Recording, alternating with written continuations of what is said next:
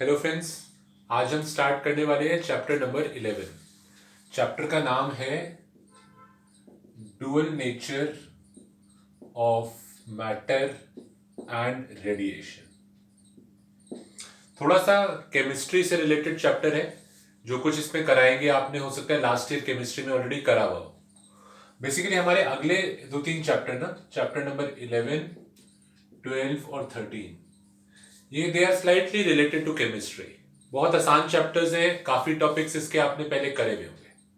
ठीक है, so let us start with chapter 11। अच्छा, चैप्टर स्टार्ट करें उससे पहले आपको थोड़ा सा ये समझाना है कि चैप्टर के नाम का मतलब क्या है। कुछ बच्चे पूछते हैं dual nature of matter and radiation, आखिर इस चैप्टर में हमें पढ़ना क्या है, what is the meaning of dual nature. ठीक है, तो थोड़ा सा इंट्रोडक्शन देखते हैं पहले इस चैप्टर में हम क्या पढ़ने वाले हैं। डुअल, जैसे कि आपको नाम से समझ में आ रहा होगा, डुअल का मतलब होता है दो तरीके का, टू, डबल, उससे बना ये वर्ड डुअल। तो डुअल नेचर यानी दो तरीके का नेचर है। तो दो तरीके का नेचर का क्या मतलब हुआ? तो पहले हम लेते हैं रेडिएशन। रेडिएशन का मतलब है यहां पर लाइट। डुअल नेचर, पहले हम बात करेंगे डुअल नेचर ऑफ रेडिएशन की। चैप्टर में दो पार्ट्स हैं, डुअल नेचर ऑफ मैटर और डुअल नेचर ऑफ रेडिएशन। पहले डुअल नेचर ऑफ रेडिएशन, इसका मतलब देखते हैं क्या है।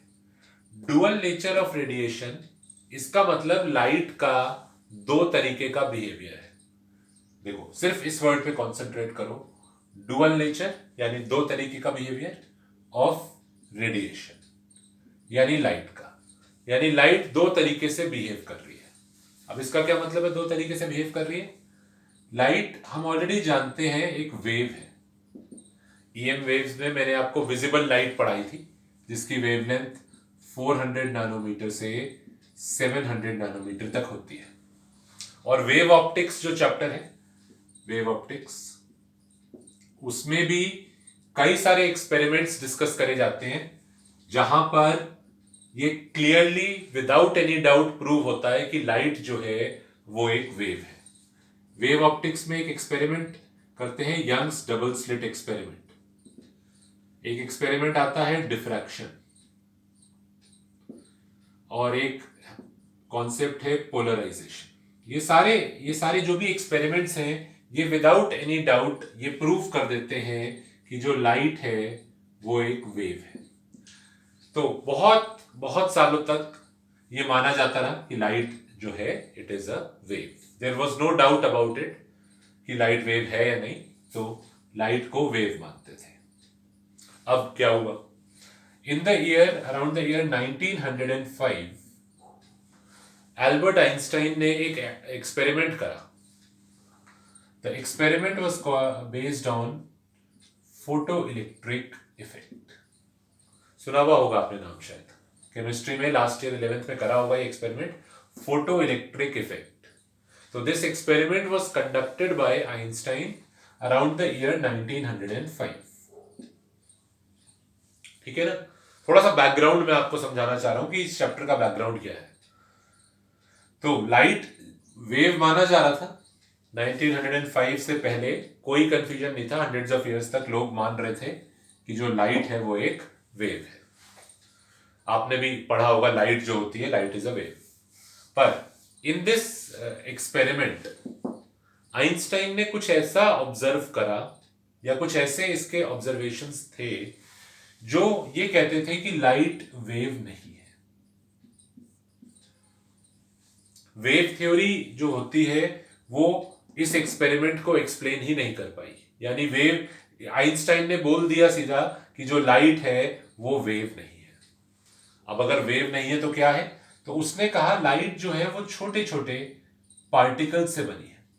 These are small quantum discrete, यानी अलग अलग छोटे छोटे पार्टिकल से बनी है, जिसको आइंस्टाइन ने नाम दिया फोटॉन्स। प्रोटॉन नहीं है, फोटोन है। फोटो वर्ड से बना है, फोटो वर्ड लाइट के लिए होता है। तो पहले का कॉन्सेप्ट क्या था जो लोग मानते थे कि लाइट जो है वो वेव है। ठीक है ना, वेव है। पर ये एक्सपेरिमेंट कह रहा है कि लाइट जो है वो वेव नहीं है। इस एक्सपेरिमेंट के बेसिस पे आइंस्टाइन ने लोगों को ये बात प्रूव करके दिखाई कि जो लाइट है वो वेव नहीं है, वो इंस्टेड ऑफ दैट छोटे छोटे पार्टिकल से बनी है जो ट्रैवल करते हैं, और इन पार्टिकल्स को आइंस्टाइन ने नाम दिया है फोटॉन। और उसने सिर्फ ऐसे ही हवा में नहीं बोल दिया कि हाँ लाइट वेव नहीं है, पार्टिकल है। अगर ऐसे ही बोल देता तो कोई मानता भी नहीं, क्योंकि इतने सारे एक्सपेरिमेंट्स जो पहले के टाइम में करे गए थे, हंड्रेड्स ऑफ इयर्स पहले जो सारी चीजें करी गई थी, उन्होंने ये बात विदाउट एनी डाउट प्रूव कर रखी थी कि लाइट जो है इट इज अ वेव। अब उसने भी एक्सपेरिमेंटली, और आइंस्टाइन को इस एक्सपेरिमेंट के लिए he also got the Nobel prize for this experiment.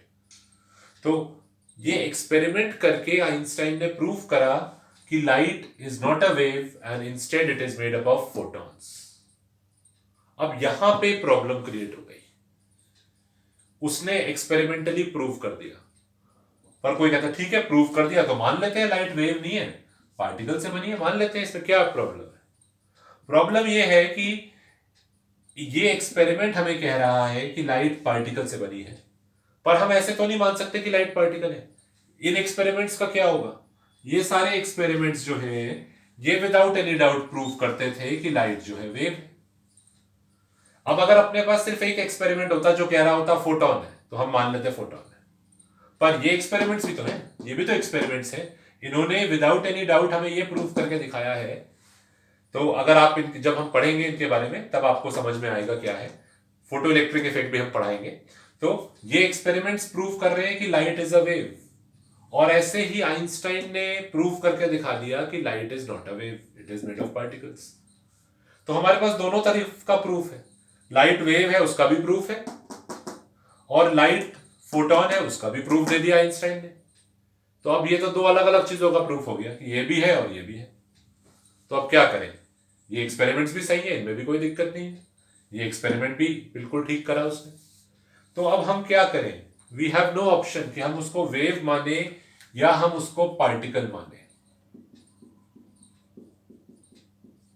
तो अभी तक हम ये डिसाइड नहीं कर पाए कि एक्चुअल में लाइट वेव है या पार्टिकल है।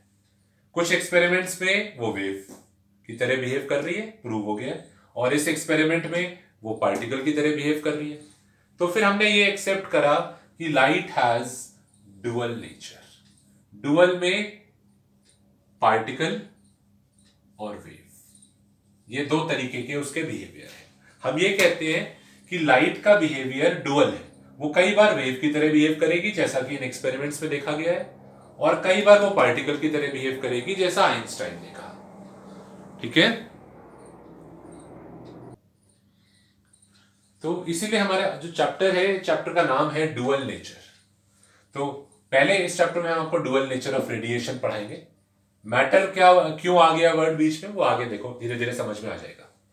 तो this is the introduction of the chapter, dual nature of radiation पहले हम पढ़ रहे हैं। और रेडिएशन में ये सब तो टॉपिक्स वेव वाले हैं, ये वेव ऑप्टिक्स में कराए जाते हैं। वेव ऑप्टिक्स में ये सारे एक्सपेरिमेंट्स कराए जाते हैं, ये सारे एक्सपेरिमेंट्स प्रूव करते हैं कि लाइट वेव है। तो इस चैप्टर में हम आइंस्टाइन का एक्सपेरिमेंट पढ़ेंगे। वी विल स्टडी कि आइंस्टाइन ने ऐसा क्या एक्सपेरिमेंट कर दिया, या उसने एक्सपेरिमेंट में ऐसा क्या देखा कि वो कह रहा है आइंस्टाइन की light is not a wave. ऐसा उसने क्यों कहा? आइंस्टाइन ने इस टाइप से क्यों कहा अपने एक्सपेरिमेंट में? ऐसा क्या ऑब्जर्वेशन था जिसके बेसिस पे आइंस्टाइन ने ये कंक्लूड करा कि लाइट वेव नहीं है, लाइट पार्टिकल से बनी है? तो ये एक्सपेरिमेंट हमारा इस चैप्टर का बहुत इंपॉर्टेंट पार्ट है। ठीक है, और आपको ये वर्ड समझ में आना चाहिए जो आइंस्टाइन ने इंट्रोड्यूस करा था, photon. Photons are small quantum या स्मॉल पैकेट्स, बिल्कुल एक छोटे छोटे अलग अलग पार्टिकल्स की तरह, डिस्क्रीट पार्टिकल्स। ठीक है ना, लाइट जो है वो छोटे छोटे पार्टिकल्स की फॉर्म में आ रही है, and these small quantum are called as photons. हर फोटॉन के अंदर जो एनर्जी है, एक दो फॉर्मूले हमें चाहिए होंगे। Energy of a photon is given by the formula HF, या आपने h म्यू पढ़ा होगा, म्यू को हम फ्रीक्वेंसी को f लिख रहे हैं, HF, और this can also be written as, frequency को आप लिख दीजिए c बाय लैम्डा। तो एनर्जी ऑफ द फोटॉन, यानी एक फोटॉन के अंदर लाइट जब आ रही है, आप जब टॉर्च जलाते हैं तो टॉर्च में से लाइट आ रही है। अब इस लाइट को हम मानेंगे कि ये छोटे छोटे पार्टिकल्स की फॉर्म में जा रही है। दीज आर फोटॉन्स, ठीक है ना। और हर एक फोटोन के अंदर कितनी एनर्जी है वो आप इन दोनों में से किसी फॉर्मूले से निकाल सकते हैं। इसमें h है Planck's constant, f is the frequency of light, या फिर अगर आप ये फॉर्मूला यूज नहीं करना चाहते तो आप ये वाला कर लीजिए, hc by lambda. Planck's constant, speed of light, और लैम्डा इज द वेवलेंथ, ठीक है। मोस्टली हम ये वाला रिजल्ट यूज करते हैं, और वो इन एनी केस डिपेंड करता है क्वेश्चन में आपको फ्रीक्वेंसी दी हुई है या वेवलेंथ दी हुई है, पर आपको दोनों पता होने चाहिए। दिस इज द फॉर्मूला कि फोटोन के अंदर कितनी एनर्जी है। चलिए ठीक है, तो हम स्टार्ट करते हैं अब हमारा चैप्टर।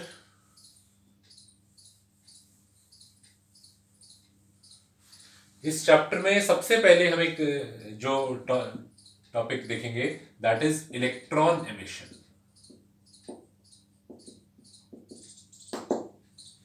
आपने ये केमिस्ट्री में सोडियम के बारे में पढ़ा होगा। सोडियम की जो कॉन्फ़िगरेशन होती है 281, याद है ना। तो इसका जो ये आउटर मोस्ट इलेक्ट्रॉन है, वैलेंस इलेक्ट्रॉन, ये न्यूक्लियस से बहुत दूर है और ये आसानी से निकाला जा सकता है। अगर आप इसको सूटेबल एनर्जी प्रोवाइड करो एटम को, तो आप इसका ये आउटर मोस्ट इलेक्ट्रॉन निकाल सकते हो। इस प्रोसेस को हम बोलते हैं इलेक्ट्रॉन एमिशन, यानी इलेक्ट्रॉन निकाल देना। और इलेक्ट्रॉन निकालने के लिए अपने आप नहीं निकलेगा ये, इसको निकालने के लिए आपको थोड़ी एनर्जी देनी पड़ेगी, ठीक है ना। आउटर मोस्ट में एक ही इलेक्ट्रॉन है, निकल जाएगा तो बाकी इसका ऑक्टेट कंप्लीट है, ये स्टेबल रहेगा। तो थोड़ी सी एनर्जी देनी पड़ेगी। ये जो एनर्जी देनी पड़ेगी this is called as work function, denoted by the symbol phi. So what is work function? It is the amount of energy that we have to provide to remove the outermost electron from the atom. ठीक है ना। तो energy है work function, यानी कितनी energy हमें देनी पड़ेगी।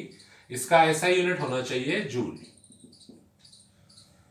एनर्जी है ना तो जूल यूनिट होगा, पर जूल तो बहुत बड़ा यूनिट हो गया। हम बात कर रहे हैं एक एटम की। एक एटम में से इलेक्ट्रॉन निकालना है तो जो एनर्जी चाहिए वो तो बहुत ही कम चाहिए होगी। कहाँ हम उसको जूल में निकालेंगे।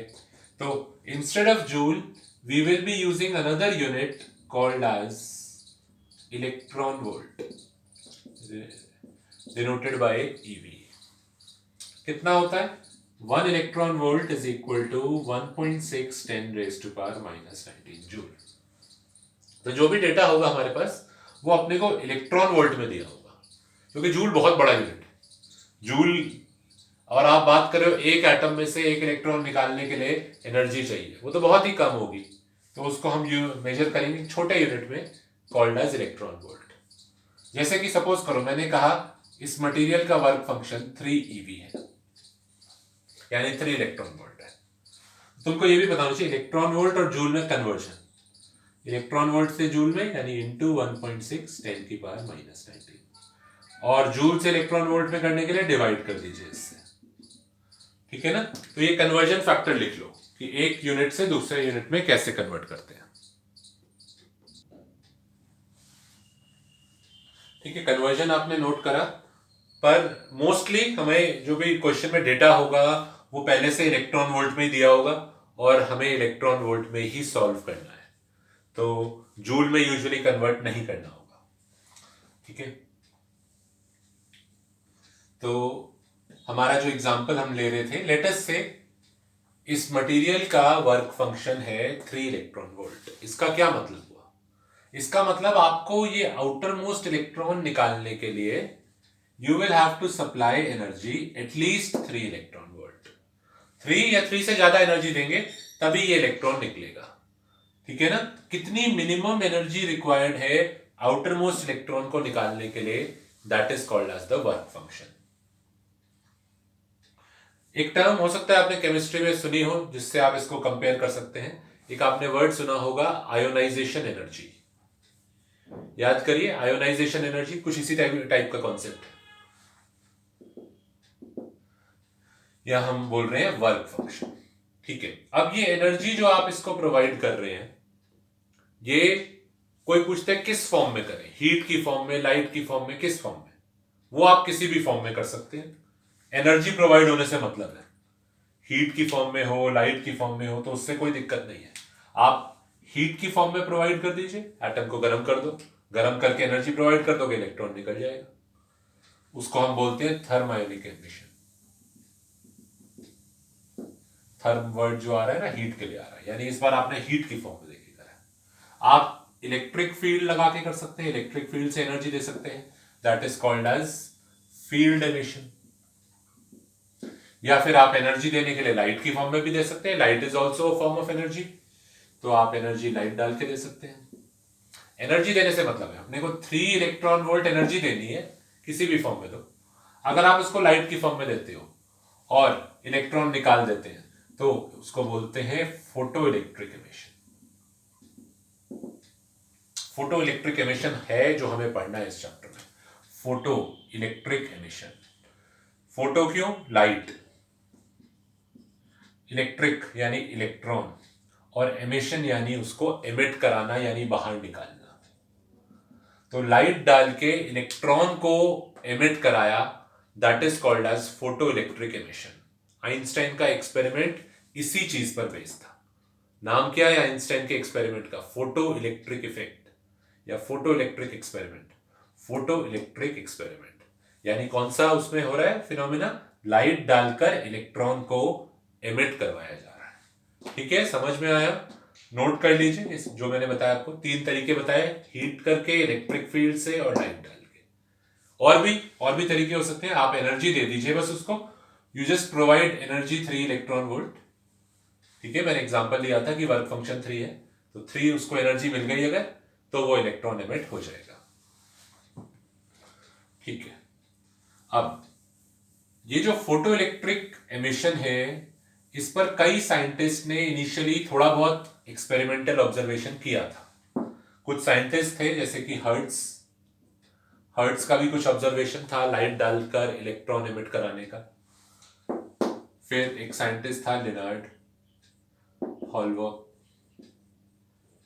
इन लोगों ने भी थोड़ा बहुत इस पे एक्सपेरिमेंट किया था, लाइट डाली थी, इलेक्ट्रॉन एमिट हुआ था, पर बहुत ज्यादा डिटेल में इन्होंने उसको स्टडी नहीं करा। तो इनके बारे में एक एक दो लाइन वो पूछ सकता है कि क्या था हर्ट्स एक्सपेरिमेंट, लेनार्ड ने क्या करा था, हॉलबर्ग ने क्या करा था। तो ये आप लोग बुक से देख लीजिएगा please, this is very simple. थोड़ा बहुत इन्होंने ऑब्जर्व करा था लाइट डाल के इलेक्ट्रॉन निकालना, पर मेन जो काम करा फोटो इलेक्ट्रिक एमिशन पे, वो करा आइंस्टाइन ने। तो आइंस्टाइंस फोटो इलेक्ट्रिक एक्सपेरिमेंट वो हम पढ़ेंगे। इसने आइंस्टाइन ने फोटो इलेक्ट्रिक एमिशन पे बहुत डिटेल्ड वर्क करा, एक्सपेरिमेंट क्या था, क्या ऑब्जर्वेशंस थे, वो हम पढ़ेंगे। ठीक है, तो हेडिंग लिख लीजिए, आइंस्टाइंस फोटो इलेक्ट्रिक एक्सपेरिमेंट। एक बहुत सिंपल तरीके से मैं आपको समझाता हूं क्या आइंस्टाइन का एक्सपेरिमेंटल सेटअप था। इन्होंने एक ग्लास ट्यूब ली, इसके दोनों तरफ इलेक्ट्रोड्स लगे हुए हैं, मेटल इलेक्ट्रोड्स हैं, एनोड और cathode. This is the cathode. Cathode को एमिटर भी बोल रहे हैं, और ये एनोड है, एनोड को हम कलेक्टर भी बोल रहे हैं। और अभी आप ये मानिए कि यहां से तार और इधर हमारे पास एक गैल्वेनोमीटर है। अभी बिल्कुल सिंपल तरीके से आपको समझा रहे हैं, और ये एक पूरा बंद है यहां से, पर लाइट आ सकती है, ट्रांसपेरेंट है जिससे कि लाइट आ सके। ठीक है, अदरवाइज ये वैक्यूम है इस ग्लास ट्यूब में।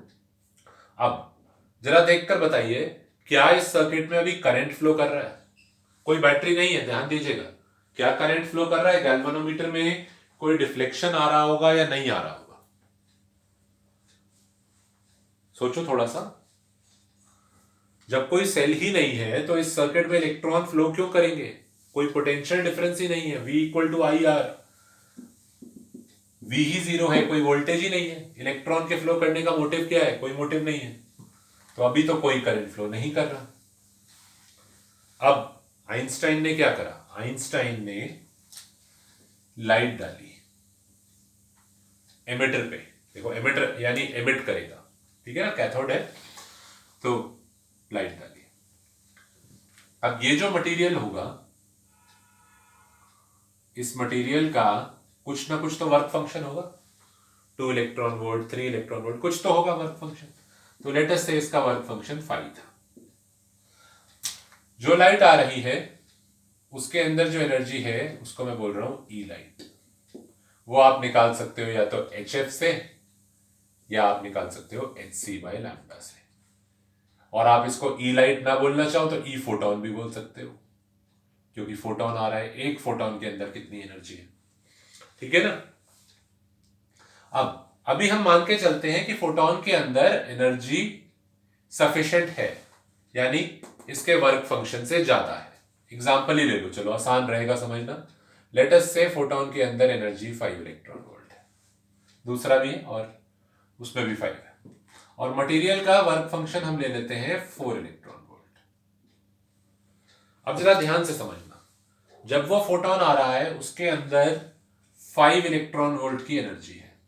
जैसे ही वो मटेरियल पे टकराया एटम पे, क्या वो इलेक्ट्रॉन निकाल पाएगा या नहीं निकाल पाएगा। इलेक्ट्रॉन निकालने के लिए कितनी एनर्जी चाहिए, 4 इलेक्ट्रॉन वोल्ट चाहिए। यानी आप ऐसे मान लो इलेक्ट्रॉन की कॉस्ट है 4 इलेक्ट्रॉन वोल्ट। आप मार्केट गए दुकान पे, आपके पास 5 रुपीज थे और दुकान में से आपको इलेक्ट्रॉन खरीदना है। इलेक्ट्रॉन की कॉस्ट है 4 रुपीज। तो क्या आप इलेक्ट्रॉन खरीद पाओगे? हाँ ऑब्वियसली, आपके पास 5 रुपीज है और इलेक्ट्रॉन की कॉस्ट 4 रुपीज है, तो आप इलेक्ट्रॉन खरीद पाओगे और साथ साथ आपके पास 1 रुपी बच भी जाएगा।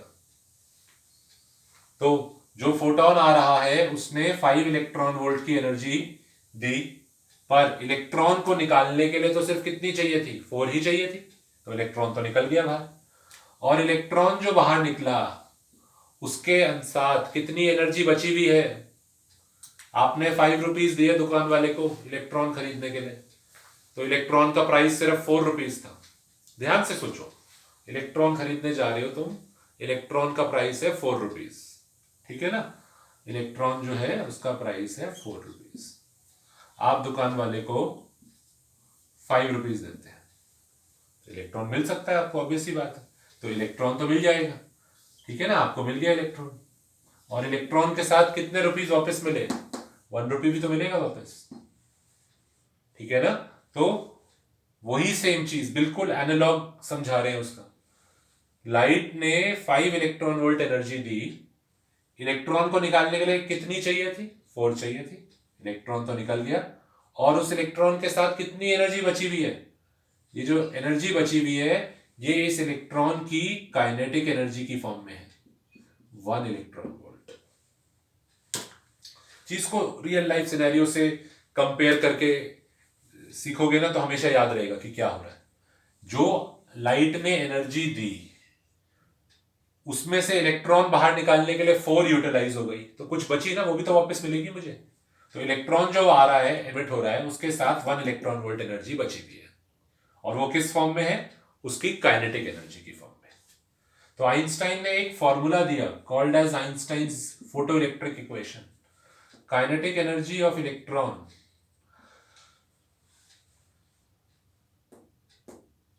अब देखो, अगर तुमको समझ में आया है तुम अपने आप यहां फॉर्मूला लिख सकते हो, और ये बहुत बहुत इंपॉर्टेंट आइंस्टाइन की इक्वेशन है, जो कि मेरे लिखने से पहले आप लोग बता पाएंगे अगर आपको समझ में आया है।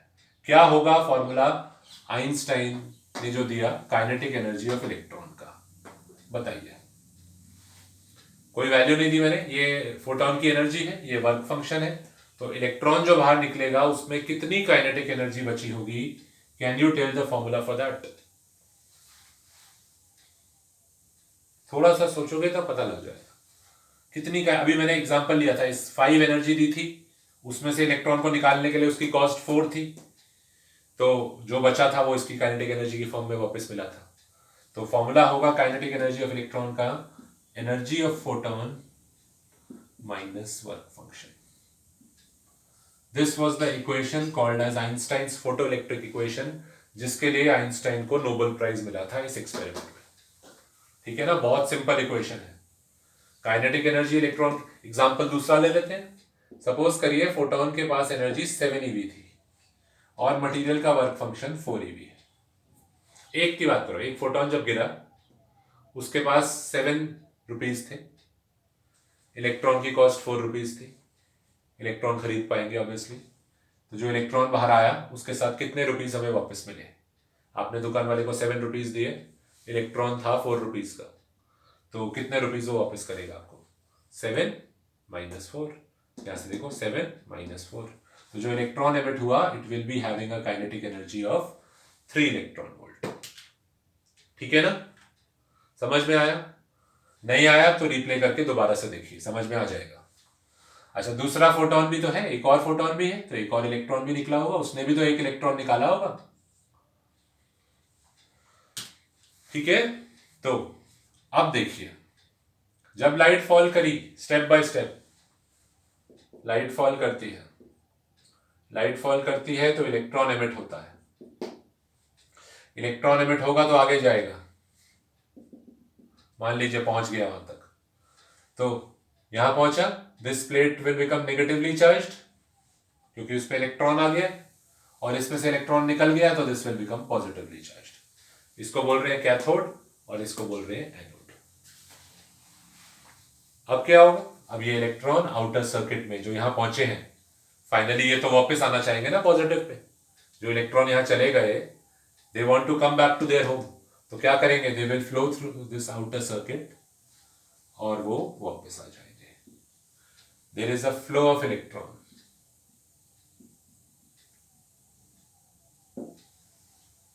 या आप कह सकते हो देयर इज अ करंट, और करंट की जो डायरेक्शन होगी वो इलेक्ट्रॉन के फ्लो के ऑपोजिट होगी। This is the current. यानी लाइट डालने पर इलेक्ट्रॉन एमिट हो रहा है और फिर इलेक्ट्रॉन फ्लो कर रहा है, तो देयर इज अ करंट। और ये करंट आया किस वजह से है? लाइट के फॉल करने से। तो इस करंट को हम बोलते हैं फोटो करंट। ये बिल्कुल सिंपल टर्म्स में मैंने आपको समझाया आइंस्टाइन का एक्सपेरिमेंट। आइंस्टाइन ने देखा कि जब हम लाइट डालते हैं तो हमें गैल्वेनोमीटर में रीडिंग मिल जाती है। आप लाइट डालते रहोगे लगातार, यहां से इलेक्ट्रॉन निकल के जाएंगे, वापस आएंगे, और लाइट डाल रहे हैं, फिर से निकलेंगे, फ्लो करेंगे। आप लगातार लाइट डाले जा रहे हैं, यहां से इलेक्ट्रॉन्स निकलते जा रहे हैं, लगातार फ्लो करके वापस आ जाते हैं, निकलते जाते हैं, फ्लो करते रहते हैं, लगातार करंट फ्लो कर रहा है।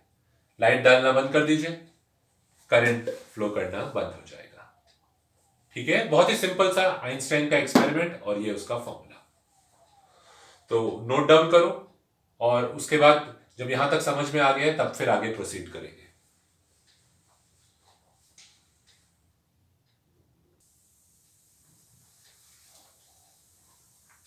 ठीक है, अब आगे बढ़ते हैं। अब ये देखते हैं कि यहां से इलेक्ट्रॉन एमिट होगा या नहीं, वो गारंटी नहीं है कोई।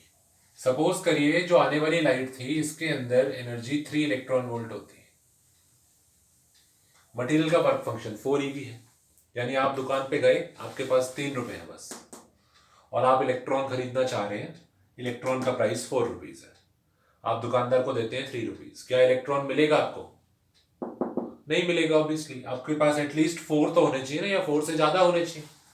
तो ऐसे ही इलेक्ट्रॉन एमिट हो, इसके लिए क्या कंडीशंस है वो देखते हैं।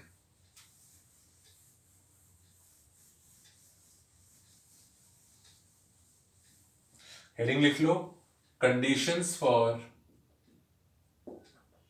Electron emission.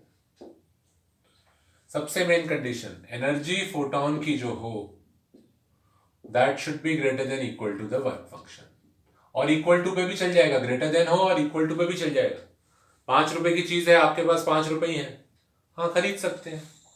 5 हो या उससे थोड़े ज्यादा भी हो तो भी कोई दिक्कत नहीं है, पर कम नहीं होना चाहिए। तो जो लाइट की एनर्जी है वो वर्क फंक्शन के या तो बराबर हो या उससे ज्यादा होनी चाहिए। ठीक है ना। अब इसको मैं दो तरीके से सॉल्व करूंगा। पहले मैं सॉल्व करूंगा इन टर्म्स ऑफ फ्रीक्वेंसी, और फिर सॉल्व करेंगे इन टर्म्स ऑफ वेवलेंथ। क्योंकि मेरे पास एनर्जी के दो फॉर्मूले हैं। एनर्जी का एक फॉर्मूला है HF और एक है hc/λ। तो पहले इसको इन टर्म्स ऑफ फ्रीक्वेंसी देखते हैं। यही फॉर्मूला हमारा जो मेन फॉर्मूला है कि लाइट की एनर्जी वर्क फंक्शन से ज्यादा है, इसी को पहले HF लिख दो। तो HF should be greater than equal to 5, ठीक है ना। और फोटोन ना लिख के लाइट भी लिख सकते हो, क्योंकि लाइट ही फोटोन है। तो यू कैन राइट लाइट और यू कैन राइट फोटोन। तो energy of light should be more than the work function. Energy of light का मैं फॉर्मूला यूज कर रहा हूं HF, ठीक है ना। H प्लैंक कांस्टेंट है और F है लाइट की फ्रीक्वेंसी। अगर मैं वेवलेंथ के टर्म्स में करूंगा तो एनर्जी ऑफ लाइट को मैं लिखूंगा hc/λ should be greater than equal to 5। इसी को दो तरीके से सॉल्व कर रहा हूं, इसको HF लिख दो या इसको hc/λ लिख दो, ठीक है ना। लिखते रहो। यहां पे प्लैंक कांस्टेंट स्पीड और lambda is the wavelength of light. अब इस वाले को देखो, सॉल्व करते हैं। Frequency of light should be greater than equal to 5/h। Electron emit हो उसके लिए लाइट की फ्रीक्वेंसी 5/h से बड़ी होनी चाहिए। तो ये एक कंडीशन आ गई इन टर्म्स ऑफ फ्रीक्वेंसी। कोई लाइट जब मैं डालता हूं वो वहां से इलेक्ट्रॉन निकाल पाएगी या नहीं निकाल पाएगी, वो डिपेंड करेगा लाइट की फ्रीक्वेंसी पर। अगर लाइट की फ्रीक्वेंसी 5/h से बड़ी है तो इलेक्ट्रॉन निकलेगा, यानी अगर ये कंडीशन सेटिस्फाई हो रही है तो इलेक्ट्रॉन एमिट होगा, ठीक है ना। इस टर्म को 5/h, इस टर्म को हम नाम देते हैं थ्रेशोल्ड फ्रीक्वेंसी। थ्रेशोल्ड यानी एक कट ऑफ फ्रीक्वेंसी है। तो इलेक्ट्रॉन एमिट होगा, electron emit if frequency of light is greater than equal to the threshold frequency. Electron emit, किसी को क्वेश्चन आया आपके पास, वो कहता है एक लाइट है, हम डाल रहे हैं उसको मटेरियल पे, बताओ कि इलेक्ट्रॉन एमिट होगा या नहीं। तो यहां से आप चेक कर सकते हो, जो आप लाइट डाल रहे हो उसकी frequency that should be more than the threshold frequency. Threshold आपको दिया होगा क्वेश्चन में, threshold is like the cut off. Suppose करो, अब मैंने क्वेश्चन ले लेते हैं इसमें।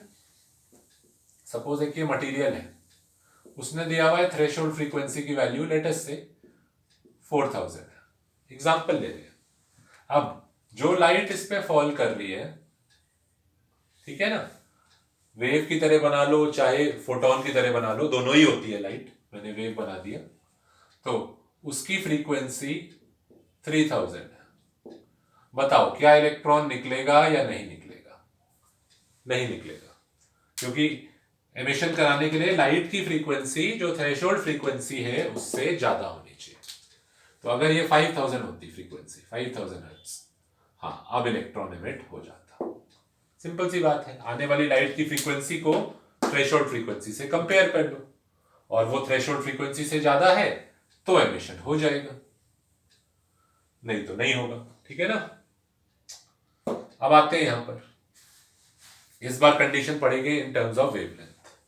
hc/λ यानी energy of light should be greater than equal to the work function. Lambda ऊपर ले जाइए, 5 नीचे ले आइए, और ध्यान दीजिए लैम्डा लेस देन वाली साइड चला जाएगा। hc/5 ये लैम्डा लाइट, लैम्डा जो है वो लेस देन की साइड चला गया, ठीक है ना। मैं फ्लिप करके लिखना चाहता हूं इसको। तो लैम्डा ऑफ लाइट देखो should be less than equal to hc/5,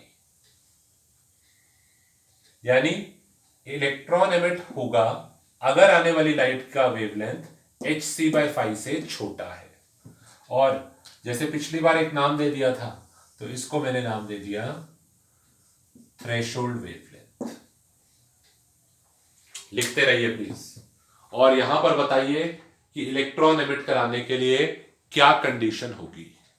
यहां पर कंडीशन बनेगी, आने वाली लाइट की wavelength should be less than equal to the threshold wavelength.